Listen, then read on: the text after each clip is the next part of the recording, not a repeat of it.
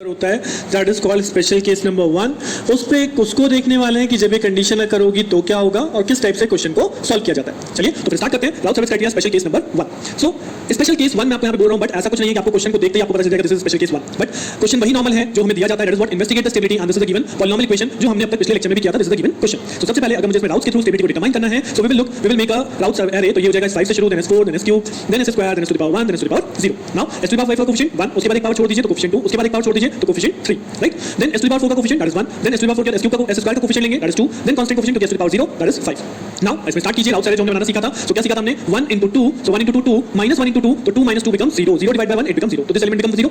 आगे further start कीजिए तो 1 into 3 minus 5 यानी कि minus 2 divided by 1 minus 2। सो यहाँ पे जो केस बन गया हम नॉर्मल अपना एरे कैलकुलेट करते हैं, but here it is a 0। तो अब अगर मैं इसके आगे s स्क्वायर का कोएफिशिएंट कैलकुलेट करना शुरू करूं तो क्योंकि मैं 0 into 2 minus 2 into 1 and then divide by 0 करूंगा तो दिस टर्म बिकम इंफिनिटी। तो यानी मैं अपना एरे आगे मेड नहीं कर सकता। यहाँ पे ये अप्लाई हो गया, that is called something special, right. कि अब यहाँ पे सिचुएशन में आप क्या करोगे, यहाँ पे फर्स्ट एलिमेंट आपका 0 बन गया। सो इस चीज को हम यहाँ पे बोलते हैं स्पेशल केस नंबर 1। जब इस टाइप के क्वेश्चन में आपको क्या मिले, when you got only the first element of the row become 0। Remember this thing, मैं फिर से एम्फेसिस दे रहा हूं, first element of the row become 0 because जब आप आगे नेक्स्ट लेक्चर में देखेंगे वहां पे स्पेशल केस नंबर 2 आएगा तो वहां पे आप देखोगे there is a difference in special case 1 and special case 2। So that's why यहां पे कंप्लीट रो को कैलकुलेट करना जरूरी है ये चेक करने के लिए कि केवल फर्स्ट एलिमेंट रो का 0 बना है या कंप्लीट रो 0 बनती है। तो अगर कंप्लीट रो 0 बनती है तो that is special case number 2, but अगर फर्स्ट एलिमेंट केवल 0 बना है तो that is special case number 1, right. अब अगर इस टाइप का केस करोगे तो आपको करना क्या है, then multiply the given equation by a factor s+1। Basically इसको करने का मतलब क्या है, हम अपने सिस्टम को जो जनरली क्या होता है, जनरली हम सिस्टम की ओरिजिनलिटी मतलब जो स्टेबिलिटी चेक करते हैं वो 0 के रेफरेंस में चेक करते हैं। तो अगर मैं यहाँ s+1 से मल्टीप्लाई कर रहा हूं तो मैं क्या कर रहा हूं, मैं s to the power s = -1 यानी मैंने इस ओरिजिन को जो 0 पे एक तरह से आपकी इमेजिनरी एक्सिस होती है हमने इसे -1 पे शिफ्ट कर दिया और तब हम इसकी स्टेबिलिटी को चेक कर रहे हैं कि सिस्टम -1 के रेस्पेक्ट में स्टेबल आता है या नहीं आता, राइट। तो कांसेप्ट आपसे यहाँ ये कोई पूछने वाला कि s+1 से क्यों मल्टीप्लाई किया, बट अगर आपको स्पेशल केस नंबर 1 आ जाए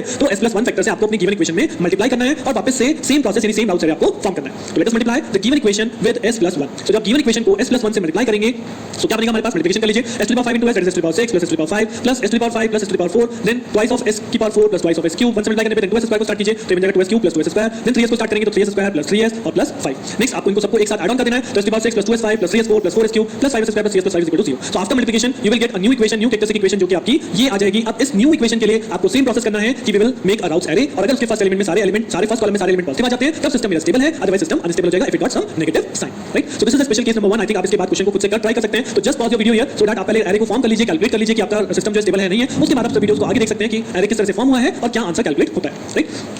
सो आई थिंक अब तक आपने इसको कर लिया होगा। So let us match this array जो आपने सॉल्व किया। सो कैसे बनाते हैं, वही सेम चीज s6 s5 s4 s3 s2 s1 s to the power 0, then s to the power 6 का coefficient 1, s to the power 4 का coefficient 3, then s to the power 2 का coefficient that is 5 and then s to the power 0 का coefficient that is again 5। after that s to the power 5 coefficient that is 2, after s cube का coefficient 4, s to the power 1 का coefficient 8। So we place these two rows और दो रो को place करने के बाद हमारी कैलकुलेशन स्टार्ट हो जाती है। Now 2 into 3 that is 6, 6 minus 4 यानी that means 2 and 2 divided by 2 so that is 1, then 2 into 5, now 2 into 5 minus 8 into 1 यानी 10 minus 8 divided by 2 that becomes 1। ये कैलकुलेशन आप साइड में कर सकते हैं, रफ में कर लीजिए, मन में कर लीजिए, कोई प्रॉब्लम नहीं है, बट एरे की वैल्यू गलत नहीं होनी चाहिए क्योंकि यहाँ पे जो चेक होता है वो है आपका ये फर्स्ट कॉलम कि आपने फर्स्ट कॉलम को सही से कैलकुलेट किया है या नहीं किया है। अगर सिस्टम स्टेबल है और आपकी कहीं पे अनस्टेबिलिटी दिखा देते हो तो आपने क्वेश्चन गलत कर दिया, बट अगर सिस्टम स्टेबल है आप कोई भी साइन चेंज नहीं दिखा रहे हो या सपोज आप यहाँ पे साइन चेंज दिखा भी रहे हो और ये सिस्टम आप अनस्टेबल लिख रहे हो तब भी यहाँ पे मोस्टली टाइम यही फर्स्ट कॉलम की वैल्यू चेक होती है इन योर इवैल्यूएशन कि आपने एरे को सही से बनाया है या नहीं बनाया, right. So after this I think आप लोग मैच कर चुके होंगे and from this I can directly say कि what are the number of sign change in this first column. क्या यहाँ पे सभी पॉजिटिव हैं? जी नहीं, सभी पॉजिटिव नहीं है, तो सिस्टम इज अनस्टेबल। और जब सिस्टम अनस्टेबल है तो दैट मींस कुछ ना कुछ पोल्स आपके राइट साइड में जा रहे होंगे, कुछ ना कुछ रूट राइट साइड में जा रहे होंगे। और कितने रूट जा रहे हैं अगर यहाँ पे देखें तो कितने नंबर ऑफ साइन चेंज है, पॉजिटिव से नेगेटिव एक साइन चेंज और नेगेटिव से पॉजिटिव दूसरा sign change. So there number of sign change in the first column 2 hence the number of roots on the right half of the plane equals to 2 and the system is unstable,